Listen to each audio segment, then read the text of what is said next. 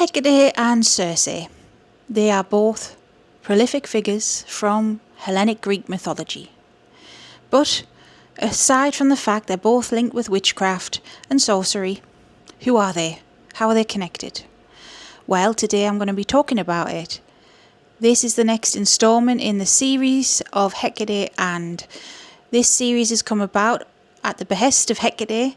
She asked me to do this, where I am comparing her with different, namely goddesses at the moment, but figures, deities from around the world, from different mythologies and cultures, comparing her to them for a reason. That reason is that Hecate, well, she's much more than meets the eye. She is a name for the divine feminine, the creator, the source, whatever you want to call it. And so she wants to show through these videos her connection to different beings and people throughout the world.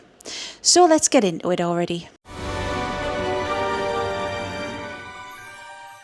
So if you're new, welcome. If you're not new, welcome back. I am Sarah, that divination witch. This channel is a witchy community and safe space where you can share opinions, ask questions. We don't judge. If you want to join, hit subscribe. And if you would like to support me in the channel, I'd be so grateful. All of my links are in the description. I do offer different types of readings. I've also got Patreon. On there, I offer readings. I'm teaching lots of things. Got a community. We're going through a path working, and there's more to come. So I'd be grateful if you could have a look. Thank you. I have some notes in my notebook. So if I'm looking, that's what I'm looking at, okay? So Circe is a character, most famously, I could argue, found in Homer's Odyssey. So when Odysseus and his men roll up on the island is Aea. I probably pronounced that wrong. But when they roll up on that island, they were pre-warned as well that, heads up guys, Circe's there. Well, they encounter her. Circe lives on the remote islands. In the myth, I believe she was outcast onto that island, but she was and is a sorceress. And so in the Odyssey, she turns Odysseus's men into pigs. You go, girl. Nah, that's a joke. So she turns his men into pigs, but Odysseus was pre-warned by Hermes, I believe, and he resisted her magic from the information he got from Hermes. Now, he and Circe became lovers, and she ended up supporting him and his men in the end. That is arguably the most famous tale of Circe, but it's not the only one. With myths, I always take them with a grain of salt sort of thing, but they're interesting. I see them as parables, as you would say in a, I suppose, more biblical term, but they are lessons to be learned in the format of a story. So Circe was this sorceress, temptress.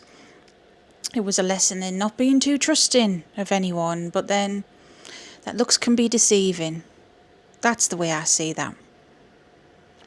Now, depending on the myth, Circe can be a goddess in her own right, or a demi-goddess, you could say, or sometimes she is a mortal woman. In Hesiod's Theogony, she is hinted at being related to Hecate, but I feel that could be because Hecate is the goddess of witchcraft. So if you don't know anything about Hecate, I've got a playlist on the channel, over 100 videos about her. She predates Hellenic times. However, in her Hellenic myth, she is the titaness of witchcraft, the liminal spaces, basically the threshold. She rules over many things. She rules over the dead. She rules over the sky, the sea. She rules over all sorts of things. She's so complex. Hence why I said at the beginning, we're making this video, this series, comparing her with other beings, because she is the creator, in my eyes anyways, and a lot of other people's eyes too. So She rules over witchcraft and is the goddess of witchcraft because that is the unknown, and that's the thing that ultimately she rules over. So in the theogony, Circe being a sorceress doing witchcraft and magic, it is hinted at that Hecate could be her mother. In later myths from that, however, there's another spin on Circe's myth that Helios is her father, and that an Oceanid called Circe, I believe, is her mother. Helios, if you don't know, is the god of the sun, the titan of the sun, the personification of the sun. But one of the many things he rules over as well is magic. That's reflected in other mythologies and theologies. I think of someone like Ra or Amun-Ra that rules over basically everything, including magic. Very powerful energy indeed. But ultimately, Circe, whether she is a priestess or daughter of Hecate, doesn't matter. She's linked in with the current of magic. She is a sorceress, a witch herself. And that is the main link between Hecate and Circe. Circe rules over magic. She rules over necromancy, divination, transformation, prophecy, herbalism, all sorts of things, just as Hecate rules over those things too. In my humble opinion, I, knowing Hecate, would say that Circe is one of her probably most famous, maybe one of the first daughters of hers. And when I say daughter, I don't mean biological daughter, I mean adoptive daughter, I mean priestess, I mean devotee of hers. Maybe she was a mortal woman, whether she was or wasn't. I feel like she has transcended that now. She can be called upon as a divine being in her own right, a goddess in her own right. It's a bit like, in a way, Medusa, which is a story for another time, but Medusa, I mean, she's complex too, but she wasn't a goddess per se. She was either a mortal woman transformed or a being within her own right, and then she is also known as an aspect of Hecate too. And that's the way I see Circe, that perhaps she could be an aspect of the greater Hecate. I mean, ultimately, they're all aspects of the one divine source, but they are also their own beings, and they can manifest to you in the same space as two separate beings. I'm not saying use their names interchangeably here. We must always respect that. I've said that in the other videos in the series, that they are separate beings, called upon separately, different histories, different personalities per se, but it doesn't mean that they're not linked and connected in that way. You can believe this however you want to believe it, but that's my opinion on it. There isn't much more, I suppose, to say. They are just very, very connected because they are from the same area of the world, same theology and mythologies.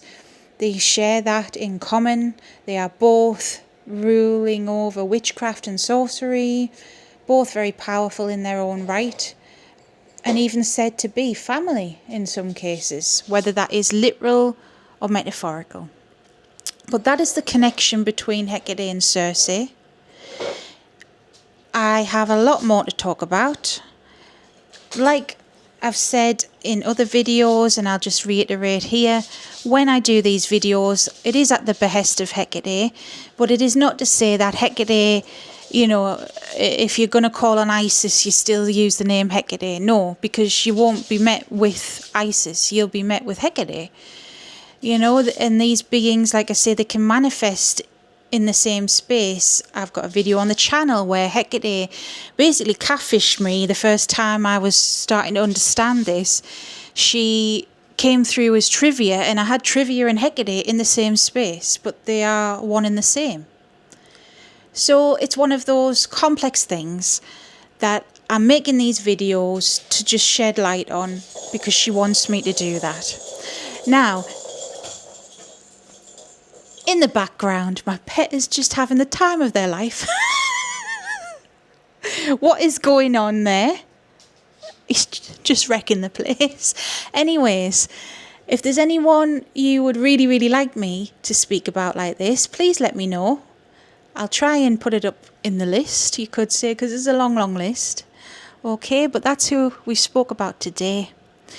If you want to learn more, check out the channel, check out the playlist on this, hit subscribe, and until next time, stay safe, stay witchy.